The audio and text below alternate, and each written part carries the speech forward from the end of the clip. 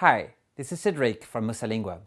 In this video, I'd like to tell you about a great tool to use to help improve your pronunciation, the International Phonetic Alphabet, or IPA.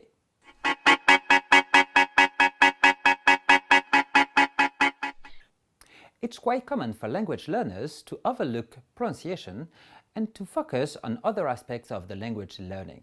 But I honestly think this is a mistake. So why do we do it?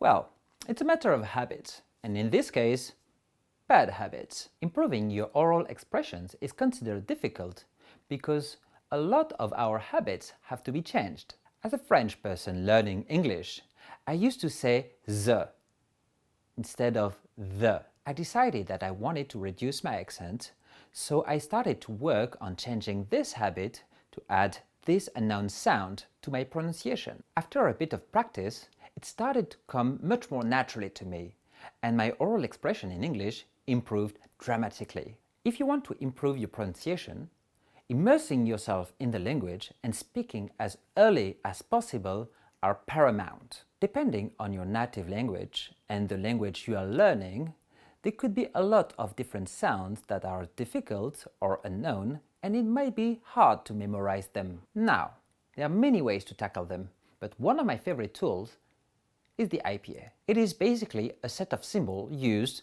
to represent all the sounds of an expression. This tool is often overlooked as there are so many different characters that can easily get you lost. When you first see a word transcribed using the IPA, it will probably look like a bunch of nonsense. Don't get scared of just yet. It's important to know that you don't have to learn the whole IPA to be able to use it in a smart way. The key here is to use it only as a visual aid when you have a question or a doubt. Let's consider a first example in English. The word salad. Most non-English speakers would pronounce this word as they would read it in their own language. You might imagine that both A's are pronounced the same, right? Now, let's check the IPA. See? You can tell now the first A is pronounced differently from the second one.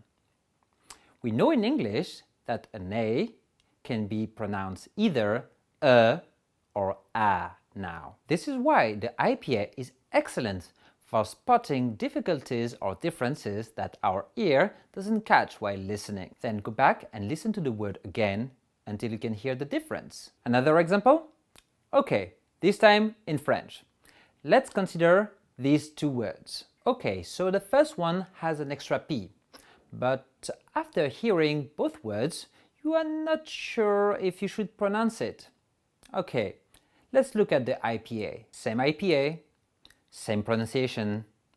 The P is thus muted. So you can see here that the IPA will highlight any pronunciation difficulty that you can come across, and this without necessarily knowing all the symbols. More important, it has a strong effect on the memorization of the right pronunciation. When you're hearing any new expression, there might be a sound that you didn't quite catch because you are still working on building your comprehension skills. With the IPA, you will stimulate your visual memory and bypass the ear to remember the right pronunciation. This is why this tool will dramatically help improve your oral expression. Whenever you're facing a difficult word or want to improve your pronunciation of a word, check its transcription online or in a dictionary. That's when you can start to search the transcription of these symbols to get the right pronunciation. Like I said, there is no need to learn it all at once.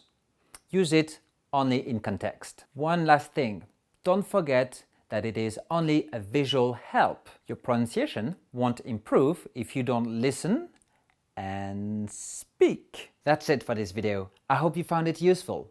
If so, please give it a like and don't forget to subscribe to our channel for more language learning advice. See you next time!